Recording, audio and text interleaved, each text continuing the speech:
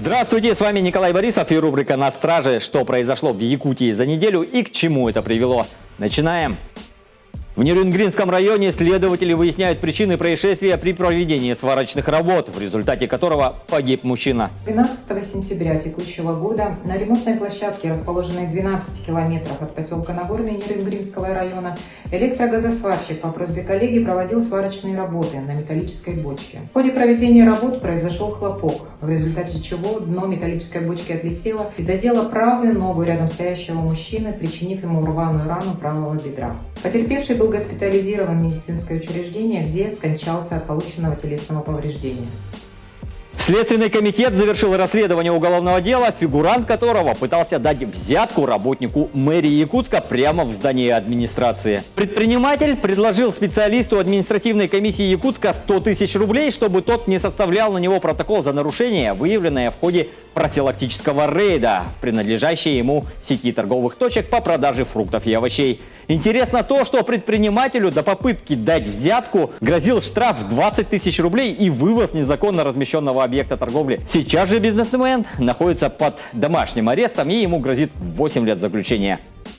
Всего, по данным Следственного комитета, за первые 6 месяцев текущего года поступило 92 сообщения о коррупционных преступлениях. Возбуждено 48 уголовных дел. Для сравнения, в прошлом году сообщений было 70, а уголовных дел 40.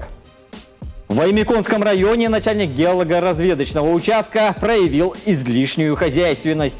Увидев стоящие недалеко от дороги жилые вагоны золотодобытчиков, мужчина решил забрать их себе. В результате оперативно-розыскных мероприятий сотрудниками уголовного розыска установлено, что к хищению имущества причастен 44-летний начальник участка геолого-разведочного предприятия, которое проводило работы в соседнем районе.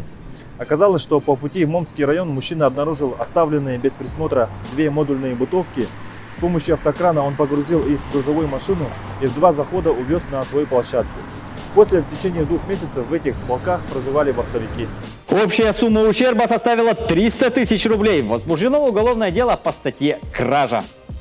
9 сентября погиб министр по чрезвычайным ситуациям России Евгений Зинычев. Трагедия произошла на учениях в Норильске. Спасатель отдал жизнь, бросившись помогать кинорежиссеру Александру Мельнику, который сорвался с обрыва. Во время лесных пожаров руководитель МЧС многое сделал, чтобы помочь выстоять Якутии в битве за тайгу. Президент России Владимир Путин присвоил Евгению Зиничеву звание Героя России посмертно. По словам главы Якутии, в последний раз он говорил с погибшим героем за день до трагедии. Глава МЧС поинтересовался, как в республике обстоят дела с лесными пожарами, и обрадовался, услышав, что их уже мало.